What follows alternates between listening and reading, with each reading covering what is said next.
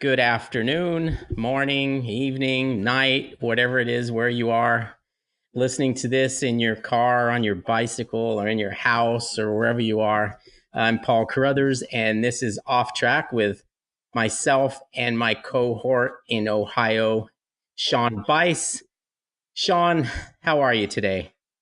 Currently, the frozen tundra. I'm okay. I'm good. Post Thanksgiving, had a good time with that. How was your Thanksgiving?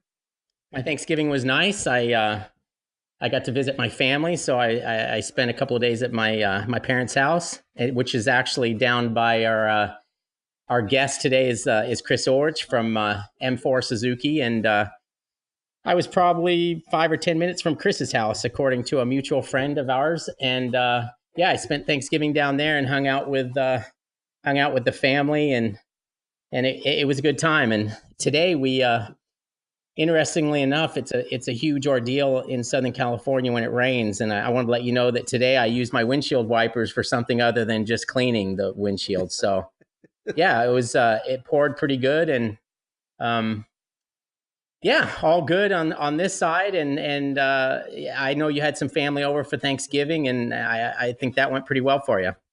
Yeah, it was good. We had turkey. I don't know. Do Australians eat turkey, or do they have like ostrich or emu or something for the bird for the Well, dinner? it's kind of a if you're it's kind of a fake holiday for us anyways. So Right. so if you're gonna if you're gonna fake it, it's not like we're gonna throw a shrimp on the Barbie. We're gonna go ahead and have turkey, and turkey's funny because it's like everybody always talks about how great Thanksgiving turkey is, and then I always wonder, well, why don't you have it any other time? I guess that's what makes it so special. Hey, it Yeah, but occurred to me. Wait, it occurred to me with you. You guys are like pilgrims. You came to the new country, and you should have you could have had a feast with the Native Americans or whatever when you guys landed on this mainland. So how about that? yeah, yeah, I've kind of felt like a pilgrim when we landed in New York there, and we didn't exactly do the whole Ellis Island thing because we were a little late to that party. But yeah, the Thanksgiving thing, I don't know, yeah, we're kind of pilgrims, and I guess we're more pilgrims than American Indians. So Right, right. we have turkey and all the fixins, and we just sit around and act like a big old group of Americans. That's pretty good. I like it. You've Yeah. adapted to it perfectly. But Good. I still don't think turkey's that good, because if turkey was that good, you'd have it more. Imagine if you only had steak once a year. Oh, I know exactly. See? So Yeah. it's not that good. I think it's probably the most overrated bird in the world. At least in that way. I mean, it seems like everybody has a turkey sandwich now and then, or whatever, something like that. But you're right. A full Well, blown turkey with the whole deal is pretty rare. well, yeah, and it's a time consuming thing too. I think it's not like Yeah. yeah. I guess if we decided we wanted turkey for dinner and do it that way, then we'd all have to take the day off. Right. Exactly. So Yeah. so why don't we bring our guest in, because I've known Chris Orch for a long time. He's kind of he's a paddock brat, much like myself, only younger. In the fact that he's grown up around motorcycle racing, and he probably knows nothing. He probably can't remember anything prior to his first motorcycle events, and he's been going ever since. He's I guess we'll clarify this with him when he jumps in here, but I think his title is probably team manager for that team. They run a very successful team in the MotoAmerica paddock, Superbike and Supersport. Chris is also an editor, or the editor, or road test editor, or whatever his title would be, for Road Racing World magazine. So he travels the world getting to test motorcycles. And lest we forget, he was also a very successful motorcycle racer himself. So he's a very well-rounded individual. I've known him for a long time, as I said. I've been passed by him many times on the racetrack at press intros all over the world, and also shared a few beers with him at night after those intros. So Chris is a good dude, and let's welcome into the show Chris Orich. All right, thanks, Hey, guys. Thanks Chris. for having me today. Chris, You're very welcome. fresh off the plane from being over in Spain, and it's kind of funny that they say the rain in Spain falls mainly on a plane, but it seems like it fell on the racetrack over there. Is that true? Get a lot of Uh, rain? a, a lot of it, tons of rain. Of all the trips that I had and I've been to Spain. I think it's rained on me twice, and that was last weekend. And before that, it was like a MV Augusta press launch way back in '05 or '06. Maybe it was I don't know, one of those years at Almeria. So Valencia and Almeria, it's two places that you don't really get rain that much, and it was there. But the weekend was cool, man. I hadn't been to a GP outside the U.S. since 2002, and the last time I went to a GP was at Valencia to see John Hopkins and races 500 before the four-stroke era started. And yeah. now, in fast forward to 2018, and you go back to that paddock, and it's grown, man. That is a full blown. The MotoGP paddock is just it's huge. I mean, those Red Bull KTM has this hospitality unit that's a big building that takes 3 days to put together, 2 days to take apart, and it's like it's ginormous. It's got like 13 trucks and a crane that follow it around. So that's one hospitality unit, and then you got everybody else's stuff, and Alpine Stars and Yamaha and HRC and Suzuki, and Ducati's got 2 of them. And it resembles a city more than a paddock. Yeah, there's a lot of business being done there. I see that the MotoGP paddock more as now after this trip, you see it as a place that, I mean, obviously you got factory teams, but for the independent teams, it's you got guys coming in there doing some serious business and doing some making stuff happen. It's pretty interesting. They've turned that into quite the enterprise over there. It seems like we heard that there are a fair number of MotoAmerica people, American people we know that were over there. Did you run into a bunch of them? No. Surprisingly, Okay. I knew JD was there, and Right. I didn't see him. I saw Bob Moore from WMG, or excuse me, Wasserman. Saw Matt Miles. That was Monday after the test. So of all the days I was there, I saw him after the whole race. So no, man, I spent most of my time there. I got to watch a little bit of free practice. Had some meetings with the FIM. Had a few other meetings with people, and then hung out with my buddy Robertino Pietri, who is the team manager for the Italtrans team, and he used to be my teammate. So got to catch up a little bit with him and see how the Moto2 changeover is going. I mean, my main mission over there was for the magazine, and to ride the Triumph's test mule, which for the new Moto2 765 Moto2 engine. So that was how it. was that? Was that pretty amazing? Yeah, it's good. I think if God was to create the perfect motorcycle, it'd be somewhere inline 4 or a 3-cylinder somewhere between 750 and 800 cc's in terms of engine packaging and power delivery. So pretty good. It's weird. I've always been pretty partial to inline 4-cylinder engines, just the sound of them most of the time. But the triple has always got a weird sound and a weird, obviously, firing order to it. Does that bike have a different sound to what you're used to? Yeah, but it's just different, right? Nowadays you have a lot of different things. Obviously you got the R1 that Right. has the uneven firing order. You got some V4s that fire like twins. You got twins that fire. So it's man, it's whatever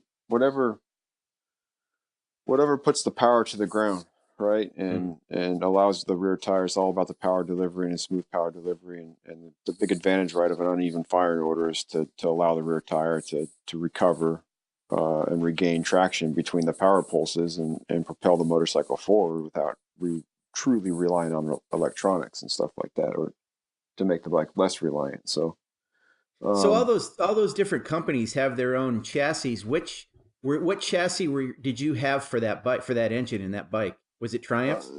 Yeah, it's just Triumphs. It's a 675 chassis. So Okay. it's just they just stuck the thing in there. It's their test mule, right? Nobody. I think a few guys have been delivered some parts for the new chassis, and I think the Italtrans guys have just gotten their box of Morelli stuff for the electronics. So they were going to Jerez to go build build motorcycles immediately after that race for that next test. So we'll see how it all pans out, man. I think it's going to be a different era of that stuff. really interesting racing. But it's Had you ridden the Moto 2 bike that they use currently? Had you ridden any of those before? Yeah, I rode a Milwaukee at Indianapolis way back in 2010. Okay. So I rode Roger's bike back then. When you did the wild card, and Right. I've rode plenty of Honda CBR 600s, so too. Right. This is a big jump for sure between the inline four and the 3-cylinder, but man, I'm kind of looking forward to it. I think it's better for rider development in terms of the jump between Moto 3 and Moto 2, making the jump from Moto 2 to Moto 3 to Moto 2, and then the Moto GP. Right. Brings it much more in line, whereas the old bike, with a cable drive or cable throttle and really skatey on corner entry and all that stuff, and none of the real rider aids like engine braking control or any of that stuff. With the bike not being able to do that, you just end up riding around that stuff instead of learning how to use it to go faster. So I guess you can make the argument either way, but technology is a fact of life in motorcycle racing now, and the better the better job they do training those guys in the middle category means they're better off when they get the MotoGP, and so that's a big goal of that step. So a big goal of going to a different engine. Right. Well, let's move on a little bit and talk about your team here in MotoAmerica. Is there big changes coming for you for the coming season? Is it too early to say? Can you tell us exactly what you've got going on, or are we still sort of negotiating with some things? Well, yeah, I mean, so interesting thing. So going back to that magazine stuff, just to be clear, I got a side gig doing magazine stuff and tests and stuff, and my family runs that magazine. But just to, I try to keep all that stuff separate. But for some reason, it always gets blurred. So I did a fun adventure over there. Now we're gonna go to race team stuff. But yeah. So anyway, to keep on that path on the race team stuff, we were talking about titles. I guess on the technical side, I am the VP of operations. Makes me sound fancy, right? Yeah, that VP thing helps. That VP thing helps, right? Helps with the respect. Yeah. But no, you're like a banker. Yeah, something. He needs a banker. Keeps me out of no. Yeah, loan agent. We're on a race team for crying out loud. It's just a fancy name for saying that I run the place. Right. I run the place and I answer to somebody else. How's that? VP. Yeah, I answer to the CEO. we all do. Yeah. No, so the team, right? We last year we had a pretty good year. We were racing the Suzuki GSXR 600 in Super Sport and the Suzuki GSXR 1000 in Superbike. And like I said, we're an independent team. We're a support team for Suzuki, but we are, our race shop is in Alabama. We are responsible for all our own technology and development and figuring that out, and done a very good job with the Suzuki GSXR 600. And I mean, we have Suzukis that can go by the Graves Yamaha on the front straightaway at MotoAmerica and that are fast enough to make JD Beach complain about that. So that was a really proud moment for us, obviously, and then winning that race and then being competitive week in, week out. So as far as the lineup goes, man, it's a tough gig right now because the entire paddock is still waiting for the imminent announcement of who's going to be the Yosh guy, right? Whether it's Valentin de Bice or it's Josh Herron, and then everyone can go about with their lives. I mean, for what we're doing on the 600 side, obviously de Bice was our Top Gun 600 rider this year in terms of results, and has been for the last 2 seasons. And he's looking to move to Superbike, and we can't really do anything about him until he finds out whether he's getting that job or not, job over at Yosh. And then he's got to figure out what he wants to do with his future if he doesn't get the ride or whatever. So that's a big question mark. As far as everybody else, we're just kind of we're talking to a lot of people, but we haven't made any decisions. And we're working towards we're just working towards 2019, and that way we're continuing to develop our engines and our chassis and refine that stuff over the winter at the race shop, and then we're gonna, as soon as we kind of figure out what's happening with the Beast, we're gonna execute the rest of our plan. I mean, the good thing for a guy like me and a team owner or teams right now is it's a little bit of a buyer's market for riders, and so there's a lot of talent out there. It's just you got to find the right guy that fits your program and wants to ride the motorcycle and is motivated to ride the motorcycle. So the general, and then in terms of superbike, right? We have a superbike. That seat was filled by Jake Lewis in 2018. He did a great job for us, and we're just waiting for our marching orders from Suzuki in terms of what happens with Jake Lewis and our superbike, and which we anticipate that's not really going to change, because he's he's a development project as far as that goes.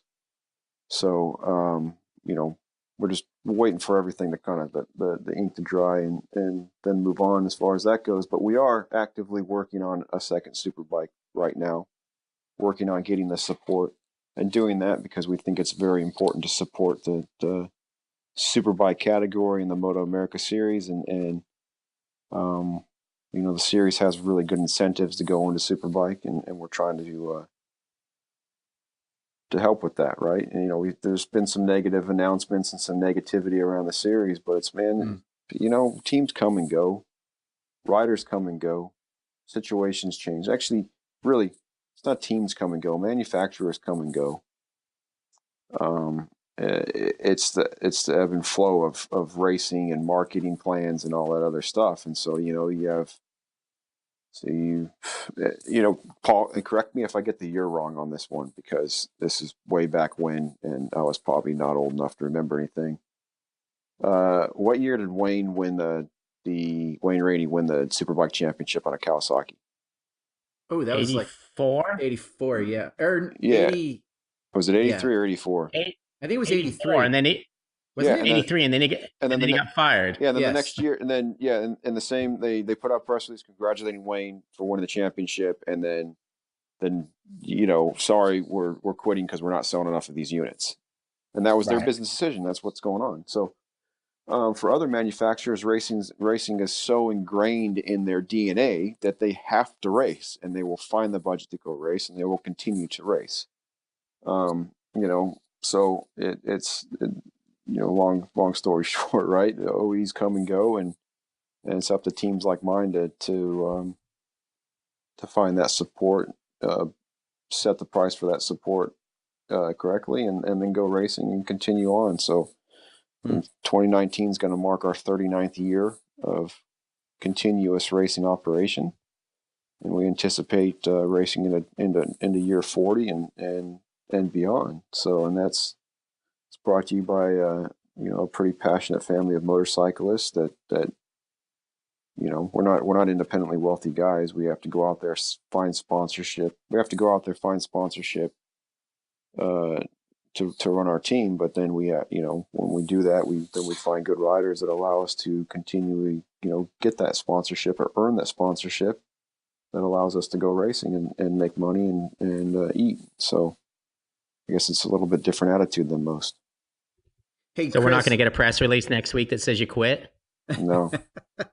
Got to continue it. Hey, Chris, let's not bury the lead here. I think I heard you say, and I think I want to hear you say it again. I think you said you're considering 2 superbikes this year. Is that correct?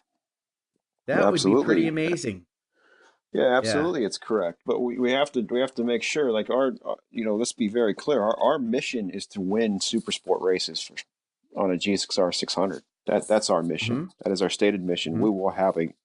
We will have a Top Gun on that motorcycle, and that will be competitive week in, week out. And we have facing some pretty stout competition there with Hayden Gillum and a few other guys in that super sport category. But I've heard some other names coming into the super sport category. So it's yeah, for sure. it's going to be very tough, but we have good equipment. We have a good team, and we have to, place a very fast rider on those motorcycles and go out there and come out swinging. So, Do you but think having two riders on a team, whether it's super sport or super bike or whatever it may be, having the two riders is beneficial? I mean, obviously it's a huge cost issue, but beneficial to developing the bike and helping each rider. Where do you think that stands? yeah, well, it depends, right? If you have a situation where we have like the Beast and then Nick McFadden, you could, I mean, the Beast's pedigree is incredible, right? 250 Right. Grand Prix point score, Moto 2, World Endurance, French Championship, and the guy gets paid a ridiculous day rate to test MotoGP tires for Michelin. The guy is so good, Yeah. and so when you have a guy like him, really you kind of you let him drive the direction and then deliver the parts to Nick or Daytona, whoever that is, in terms of our team last year. Um, so it takes a little bit of the burden off of a guy like Nick who wasn't quite as developed as Valentin. But then you have the advantage of the data and the data overlay, right? And we just did this. We tested with Sean, Dylan, Kelly at Barber right after Mhm. at Barber right after the end of the season, and I was running the data. Some of the fun things I get to do as team manager guy is I know how to run data, I know how to read data. I just don't get to do it as much because I'm dealing with other stuff. And on that particular day, it was a casual schedule, and I didn't have too much going on. I was like, you know what, I want to work with this kid and read the data and work with his technique and writing and stuff. And you can take a guy like Valentin's data and overlay it with say Nick's or Sean's and see where they're going a little bit slower or whatever, and then help them raise their level. So that's one advantage of having two guys, especially if one guy's a little bit quicker. Yeah, as far as getting some stuff done and learning things about settings for different speeds and everything else, then there's always it's always better to have two than one. But Mhm. on top of that, it increases your odds for exposure Right. and For race results, success. right? You got one and the guy bins it, you're done. You got two, one guy bins it, at least you got another one. So, and then you get twice the exposure, right? If they're both running up Yeah.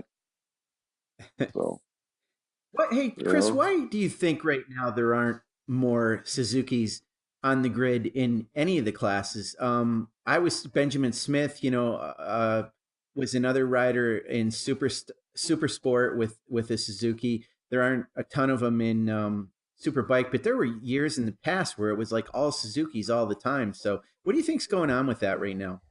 ignorance. What do you That's it. explain that? Well, look, so there are four Suzuki. Actually, there were five Suzuki's on the grid supplied by Team Hammer Inc. last year, and that was Valentin the Beast, Daytona Anderson, Nick McFadden, and then Altus Right. Motorsports. They purchased a couple 600s from us, and then did an Jared engine Nathany, right? program. Yeah, Jared Nassani and Miles Thornton, and Oh, and Miles they Thornton, right? yeah, and so I mean, well, those guys wanted some help, right, and wanted to kind of speed up their development on everything, and so basically, we got them some bikes and then did an engine package with them. So they just do engine exchanges, and we supplied them a crew chief, and that took Jarrett, and then I also helped Jarrett uh, with coaching and input and reading their data, and their crew chief came straight out of our program over to them, and so it cut their learning curve in half. And we took Jarrett from a guy that people were saying would never do anything to finishing in the top 10. And that's a combination of good equipment, knowledge for the settings, right? They have a problem. They come over to us and they talk to us about it, and we help them fix their problem. And then you got me running their data and um, they're helping with their data, and then also coaching the riders a little bit. And that's you know, man, that's cutting things that really helps with the step up your program. And so, look, people always want the latest greatest stuff. They always want this or that, and they have this mindset of, well, I need this to do that. Well, when my Suzuki's or my team Suzuki's go ripping by your Yamaha and you complain about it, I'll gladly sell you one at the end of the year. They just don't give it a chance. And they think they need this, but they don't fully understand what the real situation is. In terms of the Yamaha, yes, it's a very potent package, absolutely, and the win record shows that. They also had Garrett Gerloff and JD Beach and now Hayden Gillum, three very, very, very fast riders, right? Well, you have a guy like the Bice who can come in there and mix it up with those guys. You know, in 2016 we had Cam Peterson in there and the Bice mixing it up before the roll package changed, and so no doubt the 2018 roll package helped our bike, you know, and it's going to continue that path. And I think, you know, the stuff that's going on in the Super Sport World Championship where they're going to go to spec ECU, that's massive because that's gonna bring everybody back around, eliminate some of the advantages of having ride by wire too, until everyone gets caught up. But you know, man, they just don't know. You know, it's Johnny come lately, and it's, you know, I'm going to get this because it's got this or that or whatever, and they don't give the thing a shot. In terms of, you know, Benjamin Smith's struggles, man, that's a shame. I talked to those guys, tried to help them a little bit. They went a different path. So, and obviously the results show that. But you know, we're out there running Suzuki's, and anybody who wants them, you know, needs help, we'll gladly build them a program and help them do that. And it's good for diversity on the grid, and you know, it's a cost-effective way. If you want to run your own team and you don't have any OE support, it's a cost-effective way to go about it, right? Because it, you know, cuts down the development time. It cuts down any of that head scratching. You know, it's like, well, what gearing do I put on the bike? Here you go, dude. You know, what setting? I have this problem. What setting do I use? Well, you know, this is what we've had, and this is what we've encountered with that problem, and this is how we fixed it. Go try it, and 98% of the time it works. So it's. But, you know, I don't think we don't do a very good job of advertising that particular program and stuff like that. But you know, the people just don't give other brands a shot. And if they had the technical expertise to do it, then it would be, you know, it's not that big of a deal, and you're not going to spend nearly as much money if you go that way. So that's all I got as far as the Suzuki on the Superbike grid. And I mean, the standard thousands, I've ridden every one of them thousands, and the standard Suzuki 1000R is really good. You know, I think in that case, we're waiting on some upgrades to the kit ECU, which I think will be much, much better. But it's just more of delivery of the bike was a little bit late, and maybe it's contingency program. I don't know. I think BMW has a really good contingency program. Suzuki's contingency program looks pretty darn good too. Kawasaki's is pretty good. So. I'm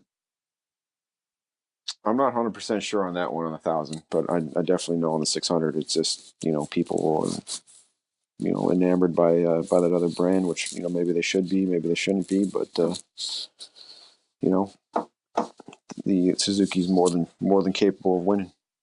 Well, I think DeBee certainly did his share of marketing for that GSXR 600. He showed it was a capable weapon, to your point. So, you know, but not only DeBeese, right? You had Corey West up on the podium, then you had Nick right behind him.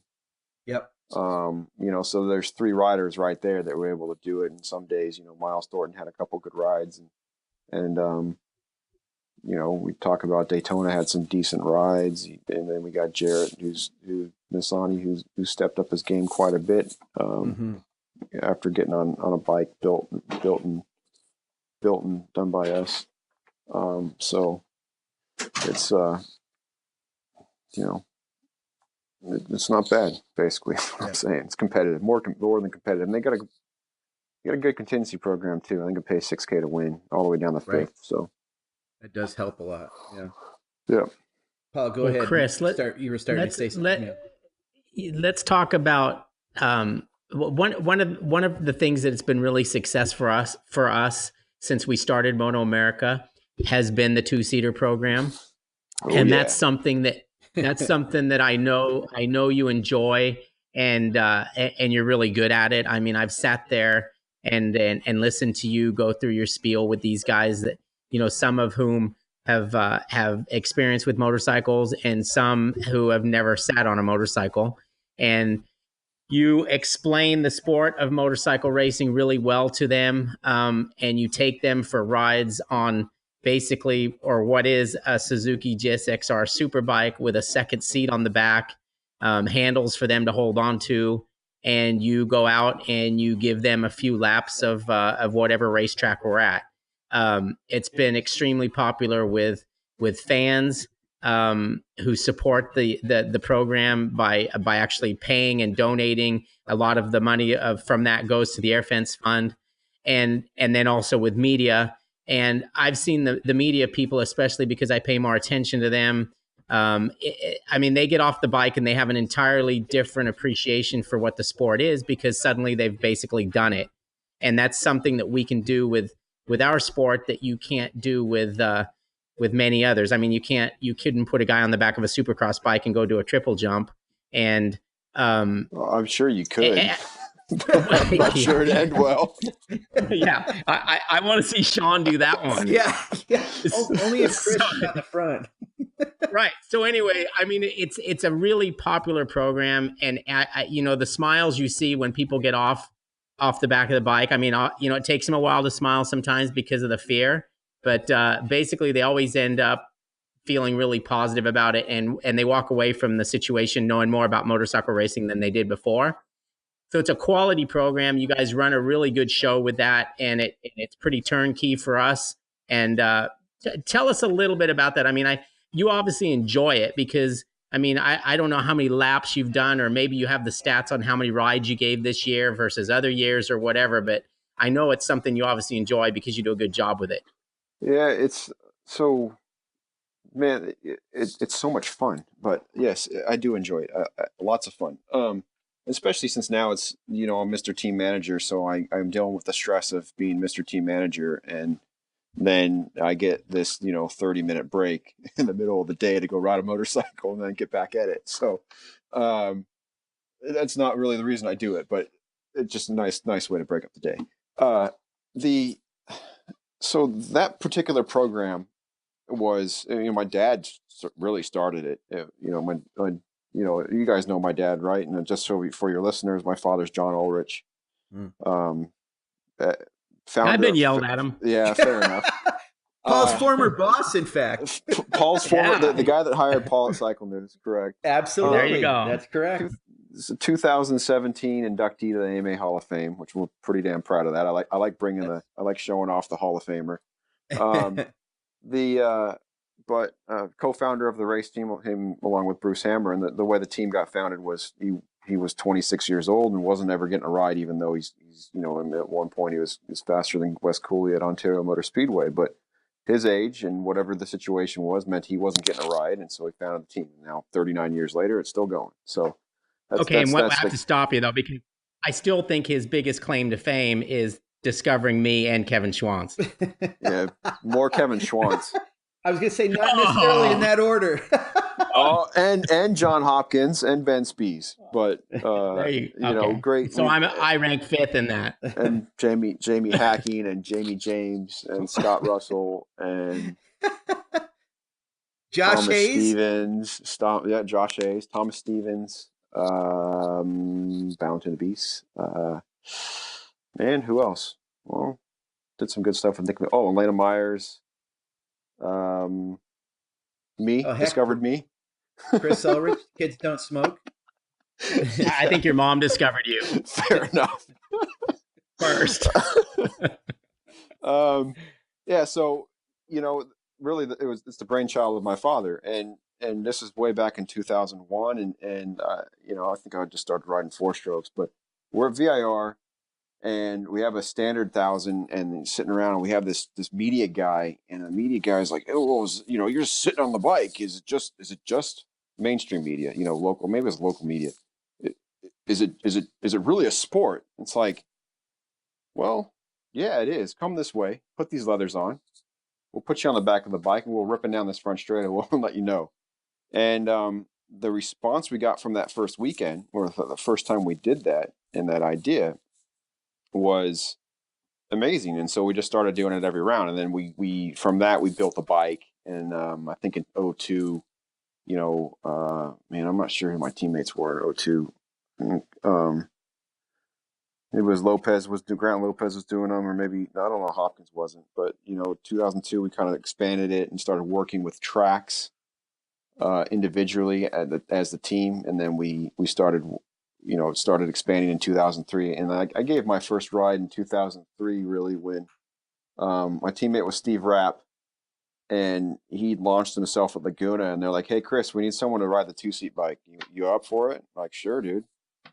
And, I had my knee down on the second lap going down the corkscrew, and it was really fun. And so I did that, from 2004 on, I did it while I was still racing. So not necessarily the VIP type stuff that we have going on here now with MotoAmerica, but it was just mainly media. And we had done such a good job with the program there and building up this rapport with all these racetracks that, we come back, and some tracks are really good at it. Like John Cardinelli, who's since passed on, from Sonoma Raceway, was really, really embraced the program, and every time he'd have this great group of media there to go for rides, and now the staff that was working with him is still there. Some of the staff is, and they still embrace the program quite a bit. So they do a good job, and it was up to the individual track, and then now that it's kind of like it's a really good time for the 2-seat program, because we got MotoAmerica, and they fully embrace and support the program. And then we got a good partner like Dunlop now, so we're not just running the thing on our own, and as an added value deal, it's a real deal sustaining program, which it took 17 or 16 years to get to that point, where we were just doing it because it was cool. I mean, we were doing it to help some of our sponsors, but I mean, it was such a great tool for educating the media and getting these people to understand what we're doing, that it became a cause, right? A very good educational cause, and we were doing it. We're perfectly willing to bring it along with the truck and deal with the extra work with that, just because it was such a great tool. And now it's self-sustaining. It's got a great partner like Dunlop to support us, and they use the program for dealer activation to get dealers excited about tires. And then we got the VIP program where partners of the series can come in, and then we have the public part of the program for that supports the Road Race and Road Action Fund, and then obviously the media outreach. And so it's it's all inclusive, and it's so much fun. And the program's changed over the years and morphed, and we've learned so much about giving rides. I'm up to, I think I'm up to 1285, because on Sunday, the Sunday of Thanksgiving weekend, I've held a fundraiser for the Road Race and Road Action Fund, just an independent, because I'm local to Southern California. I bring the staff from the magazine out, and we all get together and donate our time to run this fundraiser for the public. And that was the 13th year I've done that. But did another 35 rides on Sunday. That was a 100+ lap day, and I can tell you, I'm not in racing shape anymore, so that was hard. But to see the reactions and that, and then see the reactions and then share my sport is, man, it's awesome. It's so much fun. I enjoy it a lot, and it's a big privilege to be that person that's able to share the sport correctly and have these correctly in a responsible manner, and have these people come back and be so excited about it. And the big thing too, I mean, I'm kind of rambling on this, but our sport of motorcycle road racing is so underexposed, and there's so many stigmas attached to it. Really, you know, I'm living proof. You can race motorcycles for 23 years of your life and make it out. You know, granted, I walk a little funny every once in a while. Hmm. I got some, you know, I got some metal in me, but you know, in the grand scheme of things, I'm fine. No dramas, no big deal, and um, you know, I've sent plenty of motorcycles down the road, so you can definitely you can race and have a good career and come out of it and continue on with normal life, and but which, you know, some people just look at you when you tell them you race motorcycles or you ride motorcycles, they look at you with this blank stare, and it's just like, Hmm. well, you're insane. Well, no, actually, no.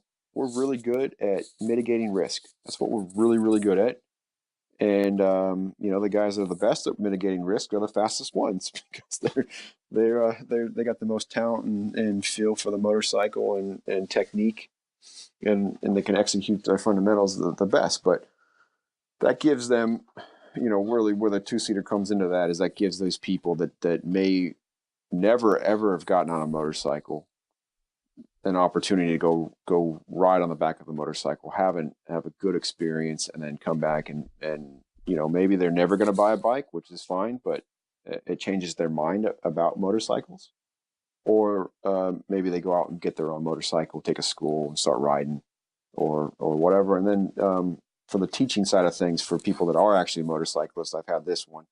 They want to feel and see what it's like to ride at a high level. I mean, I can go on average, you know, it's 8 to 10 seconds now with per lap slower than what the superbike are with two people on the back. We'll put a new engine in that thing over the, you know, for this event, and we're going to upgrade it a little bit more before the season starts. So I anticipate that gap to go slower, to be even smaller. And, you know, in fact, when we put a full blown super bike engine in the thing, I've gone fast enough to qualify for a race with a passenger. So Wow. some people That want to was feel when I those was on it, I sensations and do think, that. wasn't it? Chris, was I No, on the back then? Yeah, I didn't think it was. All no, right. no. But so some No, people, when you're on the back, that's when he did the longest wheelies. He did it, wheelie it a lot, and I felt there were a special lot of about that. wheelies. It was a lot of fun. You You did know, okay, I Sean. I have to tell you, I mean, I've talked to David Swartz a little bit about this, who works at Road Racing World and helps you with this program. And the day that we did it, I mean, he spent a lot of time with us, but one of the things he told us is to, you know, to trust Chris.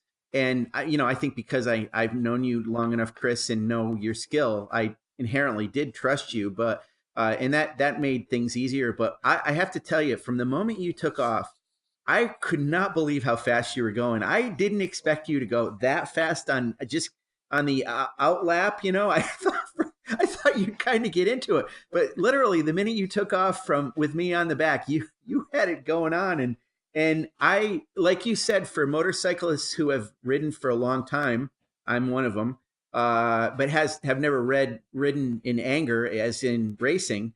I cannot believe how well those tires grip and how fast you can go through a corner. And if I thought to myself, I would never go that fast myself, and I still wouldn't. But it's just nice to know that, wow, that is really an incredible feeling to have that happen. And it's a testament not only to you as a rider and the bike, but certainly the fact that it says Dunlop on the side. It really gave me it hugely impressed me about Dunlop's technology and their rubber, because, wow, those tires just grip like crazy. So I can't say No, enough about it's that experience. I'd say definitely too. Like, so you're a motorcyclist, you're used to being in control, and so is Paul, and so am I. And man, I was at a champion school. Um, I do some other work for the United States Motorcycle Coaching Association. I'm a volunteer board member, and really I'm in charge of getting all these coaches to come talk to each other, and then developing a curriculum for coaches and you know, standards for coaches throughout the U.S., which I've been working on that project for a couple of years now. And John Eric Burleson, who's our chairman, and I went to a champ school right before New Jersey, and John Eric was taking the school. I was more or less auditing the school. I was just hanging out and taking notes, checking things out, riding a little bit, having some fun. And Kyle Wyman's there. And, he's giving 2-seat rides, and I'm like standing around. I'm like, hey, Kyle, let's go. So I hopped on the back with Kyle. And it had been a few years since I've gone 2-up. The last time I went was with in 2011 with Scott Russell. And so it was like a good reminder. And hop on the back, and within like 3 feet, I'm like thinking I'm regretting my decision, because I'm thinking, man, this is like really hard to give up the control. And then just kind of talked to myself and started breathing a little bit. And then, the next 10 feet, it was like, okay, good, we're going, and I just made sure that I gave Kyle a lot of room, because that's one thing that really helps you give a good ride is how relaxed the passenger was. Just relaxed and did it. And that feeling that you get when you're talking about the front tire, right? That the front tire grips.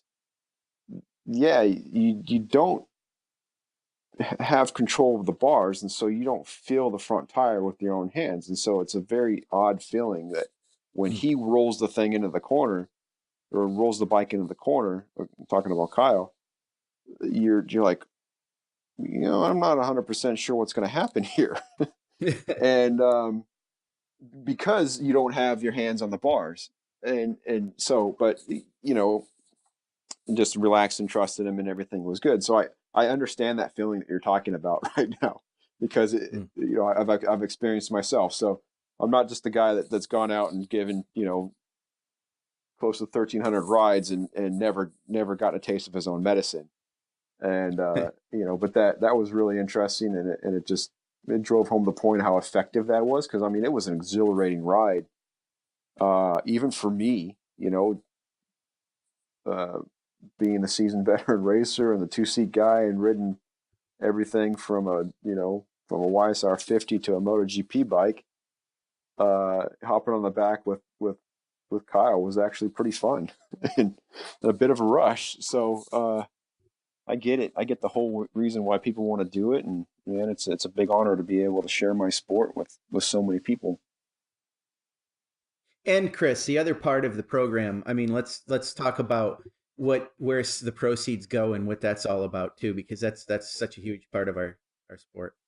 Yeah, really, the connection to Road Racing World is the Road Racing World Action Fund, and that's why we get to use David Schwartz for that particular program. So the Road Racing World Action Fund is a 501c3 nonprofit, and founded by my family, my father.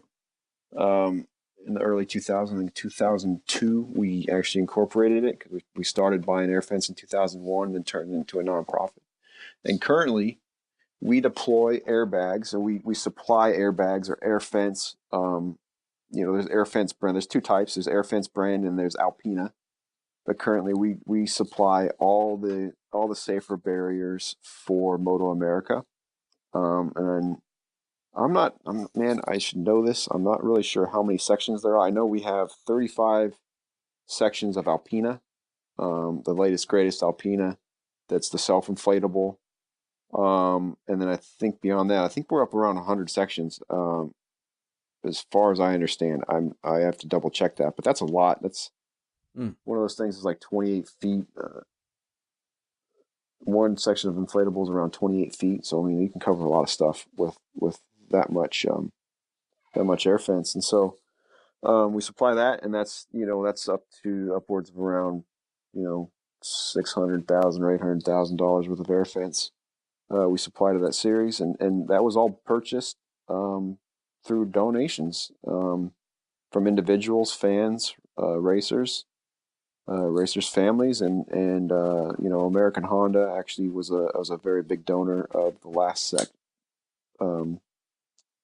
the first shipment of Alpina, and so they came on board as a corporate donor, and that was great. The helpful Honda guys, it was really good for those guys to get involved and take care of our fellow racers. I mean, you talk about Kyle Wyman, right?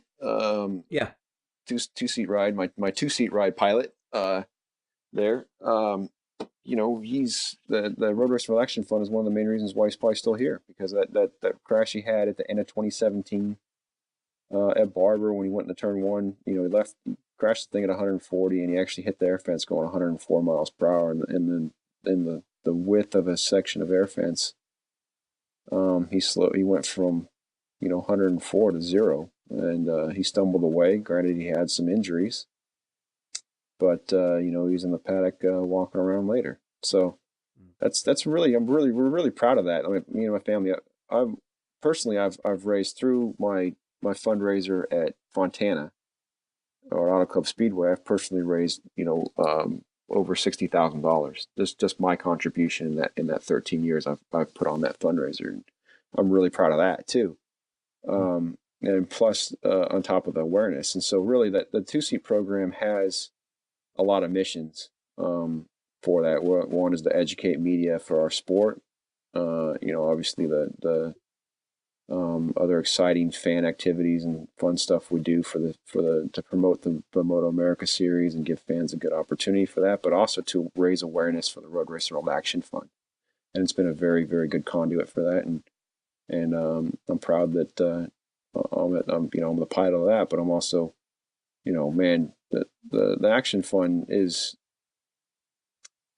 that's a mission. That's a mission to improve the rider safety for our track riding and sport riding community, right? Because now we not only supply all the air fence for the MotoAmerica series and keeping the pinnacle of our sport safe and all the riders there. You speak about Auto Club Speedway. Every section of air fence there was purchased through the Road Racer Relaxant Fund. We supply it to MotoVid up there in Blackhawk Farms and in the Midwest. N2 has a bunch of sections. New Jersey Motorsports Park, ASRA CCS Racing. So that's grassroots club racing that we supply air fence to. Anybody that requests it, and then we will supply air fence to. We help them raise money. We help them with fundraisers. We help them with ways to raise money, give them ideas, help with all that. And it's a duty. It's a job. It's what we do, and we do it. We also supply it to there's the American Flat Track still has quite a few of our sections available, and they use it, and then also the AMA for the Vintage Motorcycle Days. They have a fleet of air fence up there. So, man, it's all over the place. Donations are creeping up to close to $2 million now, and every one of the main missions, and I thought I'll speak about this really quickly. The main missions of the main mission is to deploy air fence and to demonstrate air safer barriers, and it's a motorcycle safety foundation. But during the time of during the 17 years of the Road Racer Relaxant Fund, it's been solely all the administrative fees, admin, and everything else has been handled by Road Racing World Publishing Inc., which is, so we don't have some CEO sitting here or any administrator that's getting paid by this organization, by the nonprofit. We're just doing more work, so more money can go to the air fence fund, and really there's enough work to have a full-time person, but we're just doing it, and it's because we care so much about road racing. We care so much about our fellow riders and track day guys. And man, it's there was a time, and Paul can talk about this a little bit. There was a time when nobody cared about any rider safety, and if you wanted air hay bales or you wanted anything, really, they'd tell you to leave the track. And that was Paul's father's era was like that. My father's era was like racing was like that, and now it's not. And we get to have I wouldn't say it's a luxury, because safety is a mandatory deal, and taking care of safety is a mandatory deal. But now we have the tools and the awareness, and thanks to the support of MotoAmerica like that for embracing rider safety, and all these other organizations, that now that a crash doesn't mean you're going to get killed or maimed. It means that you're going to hit a nice airbag, which isn't comfy. It does look comfy. It's not comfy. I've hit that before. But you're gonna get up and be able to walk away in most cases. And and if you don't get up and walk away, and you're gonna live to ride another day. And that's being part of that and being able to raise that money and have my family's involved in that and working so hard for that project is it's a mission of ours, and we're damn proud, and we're going to keep fighting for that. Yeah, and it's gotten to the point, Chris, where you look back on YouTube or whatever, an example would be that Charlotte race years ago where Doug Poland hit the bail and went through the front of the bike, on the camera and everything. And it's like, wow, that's incredible what they used to race, the Yeah. conditions they used to race in. And it doesn't seem like it was all that long ago, but it really has advanced so much since then. It's been Oh, really good. yeah. I mean, that was early '90s, but even up until 1999 or 2001, really, when it got kicked off. I don't know who was running AMA Pro Racing. I think it was Mero Vanderslice at the time, and basically he was pretty reluctant to anything that we were doing. And to prove the point, my dad put a. We just told the story yesterday. Actually, Jeff Nassi from MotoAmerica was over here. We're telling the story. It's a to prove they basically said, no, man, there's no way we can get at the time AMA Pro Racing. So there's no way we can get air fence in time, and the season will be over, and we have a plane. Well, they had no plane, and basically we put the editorial up. My dad put up his own money and bought a section. I think a few of the other manufacturers did, and within 4 or 5 weeks, we had I don't know the amount of like 10 sections or something like that deployed at Road Atlanta, and delivered and deployed. And we had a few more after that, and then it grew from there. And it was, I mean, hell, the first guy that hit it was Grant Lopez, who happened to be riding on my family's race team's bike, and so that was in the last corner at Road Atlanta, and so that was kind of instant instant gratification on that. But that was a basically how the Action Fund started was we were sick of it, and we just made it happen, and now it's grown in this great thing. And man, I'm so Chuck and Wayne have embraced the rider safety aspect from the start of the series, and I remember I was doing the air fence inspection at Road Atlanta in 2015. I was kind of looking over at something, and I was working with Doug Chandler on that, and he's like, "Hey, Chris, don't you think you need a section over here?" And I'm like, I don't know how many we have left, but I think we can get away with not having that. He's like, you know what? Hey, why don't we just put it out just because we have it? And it was like, really? Okay, sounds good to me, dude. Let's do it. And whereas in the years before, like 2014, I'd been conditioned to listen to a dude that was running DMG at the time, arguing with me about deployments, and the next thing you know, my teammate goes flying into a tower barrier at that time, which was coincidentally was Pietri. And so it's just, man, it's been such a big change, and MotoAmerica does such a great job with the safety factor and all this stuff, man. It's kind of refreshing. I mean, it is refreshing. It's just really, really good. What would the argument against deployment be? I mean, it's not like it's obtrusive to fans. Is it a cost thing? I mean, why would anybody not want to deploy sections? What's the reluctance? I think Work. work. I think at that particular point, that's a good point. But I think at that particular track, it was Road America. He basically goes, "Well, we never deployed anything there, no one's ever hit that." And the next thing you know, PH goes into it face first. And that particular dude probably shouldn't be involved in racing anymore. And I'll leave his name out. I'm gonna do the non-Ulrich thing and leave his name out of something. But actually, it's Dave McGrath, so that guy probably shouldn't be involved in racing. But anyway, the shame of it was he was a former racer, so I knew how it was to hit the ground.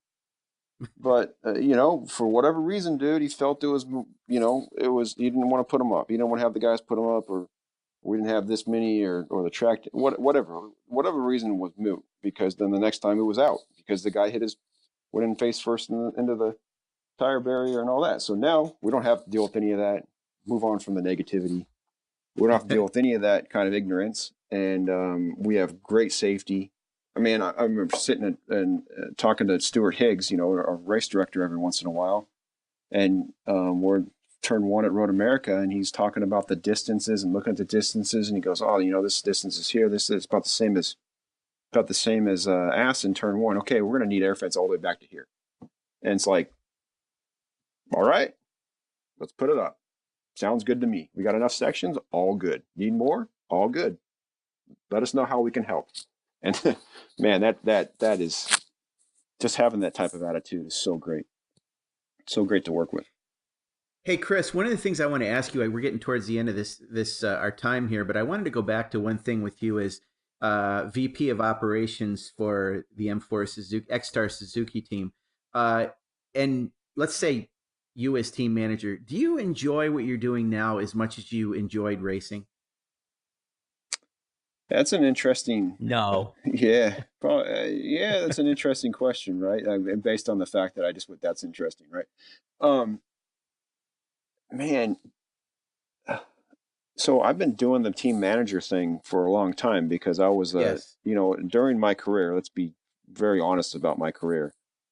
I was a 6th to 10th place guy, right? And if I had a bad day, I was finishing 12th. But I had a good day, I was finishing 6th, and that's where I was on my equipment.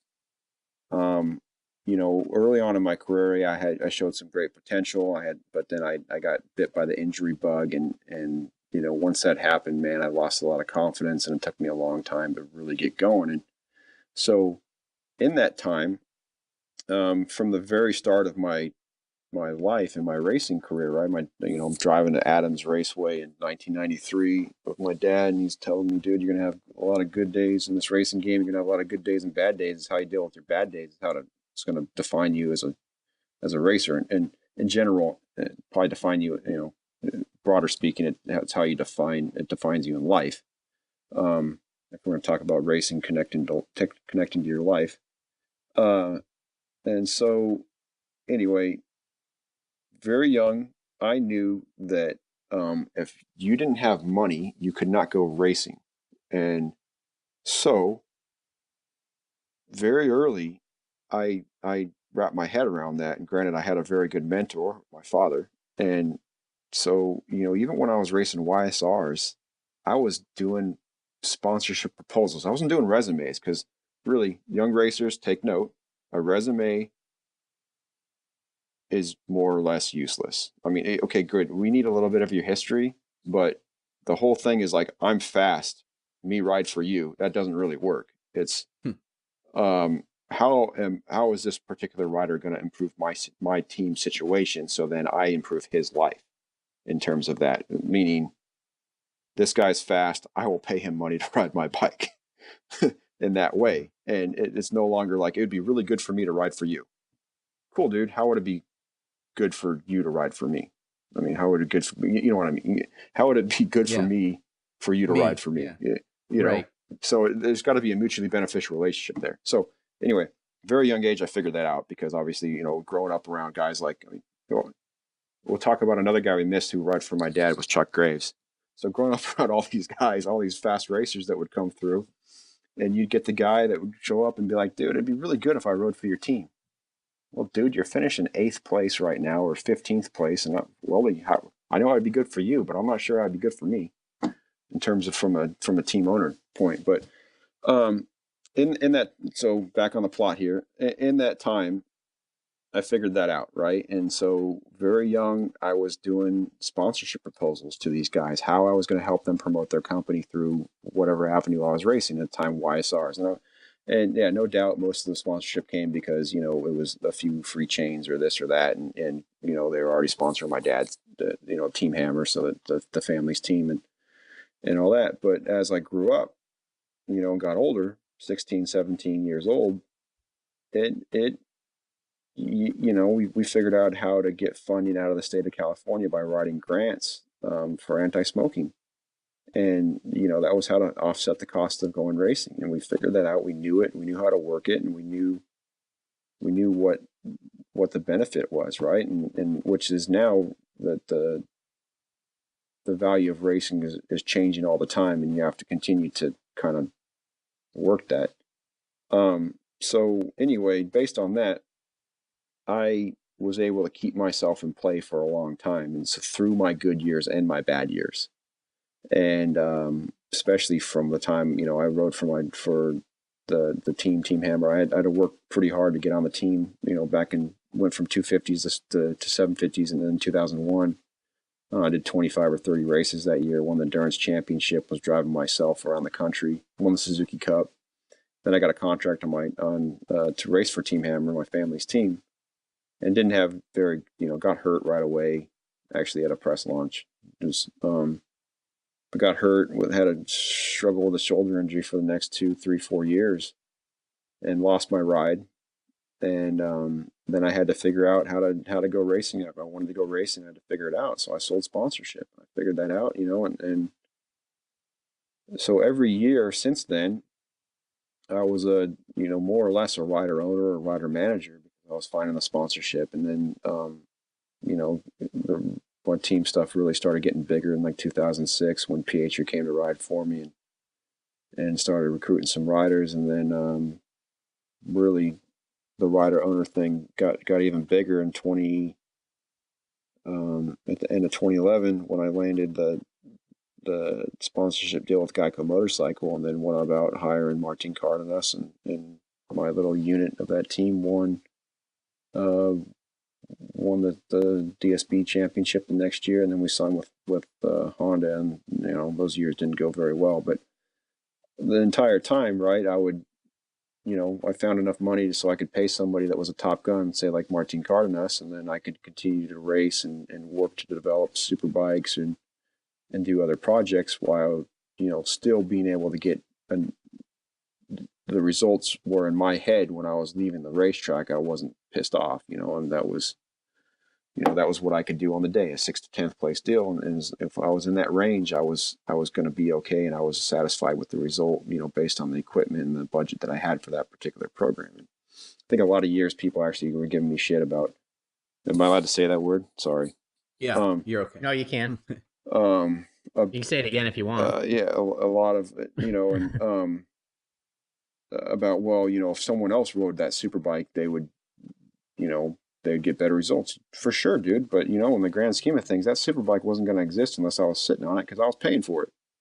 And my mission was to win 600 races at the time, and I had Chris Ulrich Racing had contracted Team Hammering to supply bikes and parts and all that stuff. And, since then we folded, Chris Ulrich Racing is now, and, was folded back into Team Hammer Inc. and in terms of the racing operations. But, so I was a 6th to 10th place guy, had some good races, won a couple nationals, won some endurance championships, but I was able to keep myself in play and in the paddock because I knew the business, and I could find sponsorship, and I know how, and that's what I still do now. I do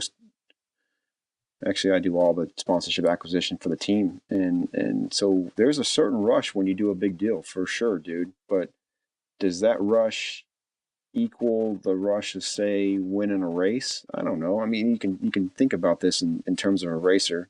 And the last time I won an AMA National was like 2002. And I chased that feeling of winning a race, and racers do this, and you can talk to a lot of them that had some success and don't, or you see some of the racers that keep holding on until way past their due date. And that high is like, man, it's like no other. Okay. And which is why motorcycling is so gnarly and so addictive and like that. Like, got a little taste of it again in 2008 when I got on the podium at the super stock race at Barber. Had a great race, there, and was actually sitting pretty well in the championship before I broke my hand. And then, again in 2014, got another taste of that when we did those 3 rounds of Superbike shootout, and I finished 3rd in the last race. And so, but right. Just chasing that, right, was enough. But anyway, to really answer your question, I can't race at the level I want to race at anymore. That's why I stopped racing and I replaced myself with Jake Lewis. And I found that it was a very good time to do that. And like the day that I decided I was going to stop racing, there was nothing that anybody on earth could have told me that was going to make me get on that motorcycle. That's it. That was it. I was done. And I am still done. So now I'd say motorcycling in general is way more fun for me because I go as fast as I want, when I want. I get to do 2-seaters during the weekend, which is like super fun. and I'm still in play testing cool motorcycles around the country. So there are days for sure. Like I'm not like a big fan of the contract negotiation thing, but it's a fact of life, and I'm going to knock it out of the park whether I like to or not on that. And other things that I'm not, dealing with the personalities on the team. We're talking about race teams are filled with egos, ego, man. This is an ego sport, super gnarly. And, sometimes you got guys that get along and don't, or this or that, and just kind of dealing with that stuff is very interesting. But it's helped my people skills quite a bit and my managerial stuff. And I got a very different approach than when my father approaches dealing with people. So, which is things you learn through the years being around the paddock and all that, and how people respond to stuff, and really how you deal with people too is will help me a lot by having kids. I don't know. I can't really describe that, but it's just the way you have to deal with kids sometimes really helps you with dealing with adults in a way. Right. And kids are also a lot like motorcycle racers, no matter what their age are. It's true. It's true. So the thing with the racing motorcycles, I think my dad says it best, because when it drives him nuts when he sees like MotoGP guys complaining about doing media, or the guy gets second and he's whiny on the podium, or he's whiny in the press conference or whatever. But like, my dad will tell you to this day, he says there's no better job in the world than getting paid to race a motorcycle. And he said all those guys will realize that when they no longer get paid to race motorcycles. And I think, it's a pretty damn good job for those that can get it. Absolutely, Paul. And you think about this, no matter what you look at on your outlook of things, right? Think about, dude, you've been to some of them, like whether it's doing press launches or it's running a race team or racing motorcycles, right? You've been to some of them press launches where it's in, ride the bike, out, turn the story, which is like, dude, right. Your eyes are bleeding and you're jet lagged out of your mind, and you got to turn this thing around that makes sense in, 3,000, 4,000 words that makes sense in the 24 hours, and you're just like dying. It's hard. But dude, you just got paid to do somebody's hobby. Yeah. All right, good. Yeah. And you watch some of these young racers, especially, throwing fits about stuff, and their parents are, and I was guilty of some of this stuff when I was a kid,